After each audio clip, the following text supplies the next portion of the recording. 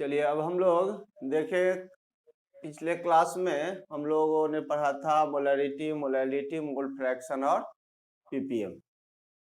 आज हम लोग और नॉर्मलिटी भी पढ़े थे। आज हम लोग जो टॉपिक पढ़ेंगे उसका नाम है सॉल्युबिलिटी।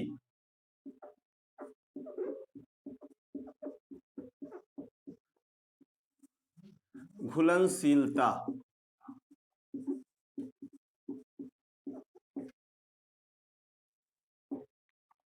चलिए इस टॉपिक को स्टार्ट करें हम लोग। सॉल्युबिलिटी या घुलनशीलता। अब इसको हम लोग समझने के लिए इस टॉपिक को कि जैसे अगर आप एक गिलास पानी ले लें और उसमें हम लोग नमक को घोलते हैं तो पानी में नमक आसानी से घुल जाता है। लेकिन अगर वही पानी में पत्थर को डालते हैं तो पत्थर नहीं घुलता है। मतलब पानी में नमक सॉल्युबल है, घुलनशील है, लेकिन पत्थर घुलनशील नहीं है। तो पत्थर अघुलनशील हो गया और नमक घुलनशील हो गया। अब उसमें अगर नमक और यूरिया हम लोग लें, अब हम एक गिलास में नमक को और एक गिलास में यूरिया को घोलें तो नमक से जल्दी यूरिया घुल जाएगा। मतलब यूरिया की घुलनशीलता नमक से अधिक है। अब अगर हम आपसे कहें कि हम 3 आदमी को दिए एक मिश्री का टुकड़ा और तीनों टुकड़ा बराबर बराबर हो, तीनों टुकड़ा बराबर हो। अब अगर हम कहें कि इसमें से जो जल्दी शरबत बनाकर लाएगा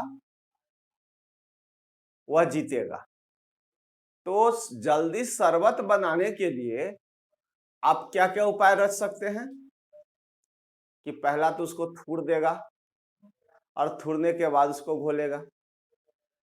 दूसरा, थूड़ कर रखेगा और उसको गर्म कर देगा। दूसरा, उसमें चूर्ण बना देगा, डस्ट बना देगा और उसको क्या करेगा, गर्म कर देगा, तो वह और जल्दी घुल जाएगा। और तीसरा, न उसको चूर्ण बनाएगा और न उसको गर्म करेगा, तो उसको घुलने का टाइम सबसे ज्यादा लगेगा। मतलब कुछ कंडीशन अगर हम बढ़ा दिए तो घुलने का दर भी परिवर्तित हो गया। पदार्थ का कंडीशन चेंज कर दिया जाए तो उसके सॉल्युबिलिटी, घुलनशीलता का मान परिवर्तित हो जाता है। दूसरा, नेचर पर भी डिपेंड करेगा कि अगर हम पानी ले लें और पानी में अगर हम नमक को घोले तो घुल जाएगा, लेकिन पानी में अलकतरा को घोलेंगे तो वह नहीं घुलेगा।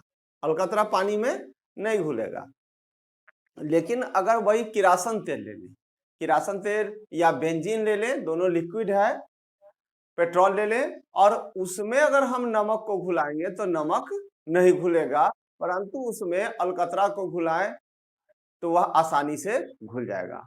तो घुलनशीलता जो हुआ वह पदार्थ के नेचर पर भी निर्भर किया, दूसरा फिजिकल स्टेट पर भी निर्भर किया। तो घुलनशीलता के लिए कई कंडीशन हुआ, टेम्परेचर हुआ, प्रेशर हुआ, फिजिकल स्टेट हुआ और nature of solute and solvent हुआ। तो हम लोग घुलनशीलता या सॉल्युबिलिटी कहेंगे किसको कि अगर हम सॉल्वेंट ले लें, इस बर्तन में हम सॉल्वेंट ले लिए और सॉल्वेंट में इधर हम सॉल्यूट को डालें और इसमें मेरा सॉल्वेंट है, तो इसकी मात्रा अगर हम सॉल्वेंट को बढ़ाते चल जाएंगे तो घुलनशीलता बढ़ते जाएगा। जैसे कि पानी ले लें और पानी में नमक मिलाते जाए मिलाते जाए मिलाते जाए तो एक समय ऐसा आएगा कि नमक घुलना बंद हो जाएगा। लेकिन फिर अगर उसमें पानी मिला दें तो उसकी घुलनशीलता बढ़ जाएगी। तो कहने का मतलब कि सॉल्वेंट की मात्रा भी कैसा होना चाहिए, निश्चित होना चाहिए। तो एक निश्चित मात्रा में घोलक ले लिए और इसका टेम्परेचर भी कांस्टेंट होना चाहिए, एक निश्चित होना चाहिए। लेकिन कैसे कि अगर हम तापक्रम बढ़ा दें तो जो चीज न घुलने वाला भी है, जब नहीं घुल रहा था, अगर हम तापमान को बढ़ा दें तो उसकी सॉल्युबिलिटी क्या हो जाता है, बढ़ जाता है। तो कहने का मतलब कि निश्चित मात्रा के घोलक में और कैसे तापक्रम पर, निश्चित मात्रा के घोलक में निश्चित तापक्रम पर किसी पदार्थ के घुलने की मात्रा को घुलनशीलता कहा जाता है। तो दो फैक्टर हुआ इसमें, घोलक की निश्चित मात्रा और एक निश्चित तापक्रम। निश्चित मात्रा घोलक का और निश्चित तापक्रम पर जितना घुल सॉल्यूट जितना घुलेगा वही उसकी घुलनशीलता होगी। तो एक निश्चित मात्रा पर कोई पदार्थ कम भी घुल सकता है, कोई पदार्थ ज्यादा भी घुल सकता है। तो जो ज्यादा घुलेगा उसका सॉल्युबिलिटी का मान अधिक होगा। तो चलिए अब हम लोग लिख सकते हैं सॉल्युबिलिटी कहेंगे किसको, घुलनशीलता। तो एक निश्चित मात्रा के घोलक में एक निश्चित तापक्रम पर किसी पदार्थ के घुलने की मात्रा को घुलनशीलता कहा जाता है। तो चलिए अब इसको लिखा जाए।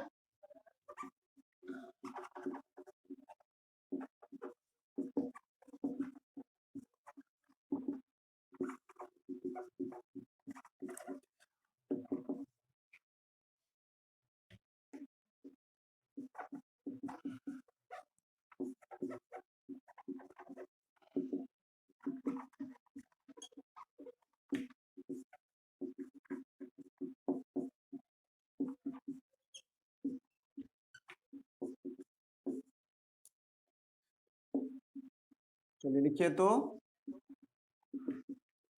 एक निश्चित मात्रा के घोलक में, एक निश्चित मात्रा के घोलक में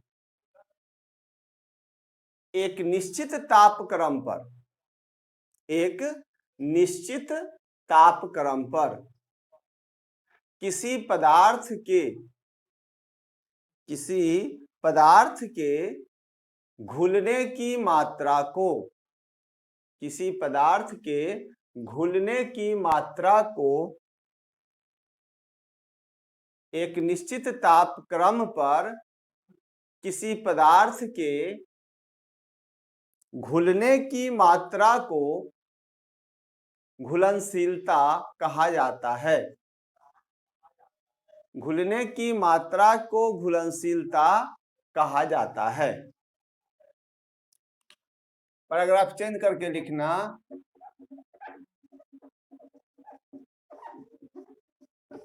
यह निम्नांकित कारकों पर, यह निम्नांकित कारकों पर निर्भर करता है। यह निम्नांकित कारकों पर निर्भर करता है। It depends upon following factors। यह निम्नांकित कारकों पर निर्भर करता है। मैंने कोई पदार्थ को घुलाना हो तो कौन कौन सा फैक्टर हो सकता है, इस पर हम लोग विचार करें। तो पहला, nature of solute and solvent. पहला, nature of solute and solvent, घुल और घोलक की प्रकृति। हेडिंग बना लो, घुल एवं घोलक की प्रकृति। घुल एवं घोलक की प्रकृति, चार्जर लगा दो। घुल एवं घोलक की प्रकृति। अब जैसे एक कहावत से तुम लोग पढ़ा होगा, लोहा लोहे को काटता है, लोहा लोहे को काटता है। वैसे ही उसी का दूसरा रूप है लाइक कट्स लाइक, यानी लोहा लोहे को काटता है। तो लाइक डिजॉल्व्स लाइक, इसी का फिर एक नया रूप में लाइक डिजॉल्व्स लाइक। अब इसका मतलब क्या हुआ, इसको हम लोग विचार करें। लाइक कट्स लाइक, लोहा लोहे को काटता है। और दूसरी कहावत लाइक डिजॉल्व्स लाइक, माने समान प्रकृति वाला घोलक में समान प्रकृति वाला घुल ही घुलता है। जैसे कि अगर आयनिक सब्सटेंस होगा, आयनिक पदार्थ होगा, तो उसमें आयनिक सॉल्वेंट में ही घुलेगा वो। अगर कोवैलेंट पदार्थ होगा तो कोवैलेंट घोलक में ही घुले। इसको ऐसे समझिए, तो जैसे पानी है तो पानी पर H प्लस OH माइनस, तो ये आयनिक हो गया सॉल्वेंट। तो इसमें नमक घुल जाता है Na प्लस और Cl माइनस, दोनों पर चार्ज है तो आयनिक में आयनिक कंपाउंड घुल जाएगा। लेकिन अगर हम कार्बन को ले ले और अलकतरा को, कोयला को ले ले और इसको पानी में अगर हम घोलना चाहें तो HOH आयन वाला है और कार्बन पर कोई चार्ज नहीं है, इसलिए कार्बन पानी में नहीं घुलता है, तो इसलिए अलकतरा भी नहीं घुलेगा। पानी में केरोसिन तेल भी घुलिएगा नहीं घुलेगा, डीजल भी घुलिएगा नहीं घुलेगा। लेकिन डीजल में अगर अलकतरा को घोल दीजिएगा तो अलकतरा भी कार्बनिक और केरोसिन तेल भी कार्बनिक, अतः हुआ आसानी से घुल जाएगा। तो कहने का मतलब हुआ कि यदि घोलक और घुल दोनों की प्रकृति समान हो तो वह आसानी से घुल जाएगा। तो यही बात हम लोग लिख सकते हैं कि solubility depends upon nature of solute and solvent. चलिए इसको लिखा जाए।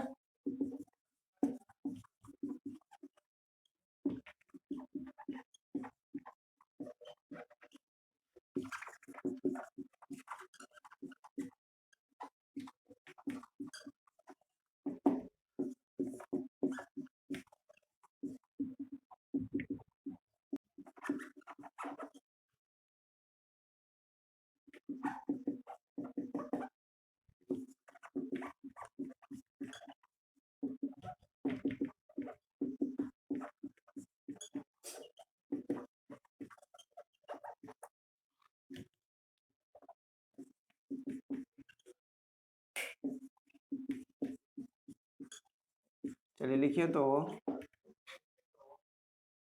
घुलनशीलता घुल एवं घोलक के प्रकृति पर, घुलनशीलता घुल एवं घोलक के प्रकृति पर निर्भर करता है। यदि घुल आयनिक होगा, यदि घुल आयनिक होगा, यदि घुल आयनिक होगा तो वह आयनिक घोलक में, तो वह आयनिक घोलक में घुल जाएगा, तो वह आयनिक घोलक में घुल जाएगा। परंतु यदि यौगिक सहसंयोजक होगा तो वह सहसंयोजक घोलक में घुलेगा, तो वह सहसंयोजक घोलक में घुलेगा। तो ये हो गया आपका पहला nature of solute and solvent. इसके लिए एक वर्ड हम लोग क्या लिख सकते हैं, लाइक कट्स लाइक या लाइक डिजॉल्व्स लाइक। दूसरा नंबर पे आ जाइए, नंबर 2,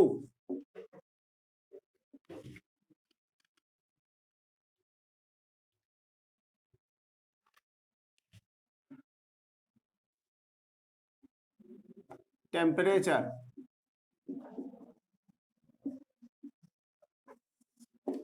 तापक्रम।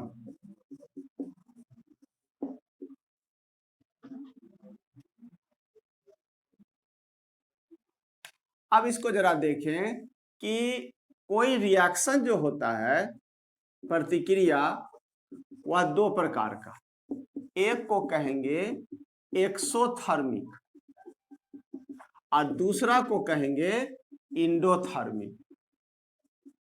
हिंदी में इसको कहते हैं उष्माक्षेपी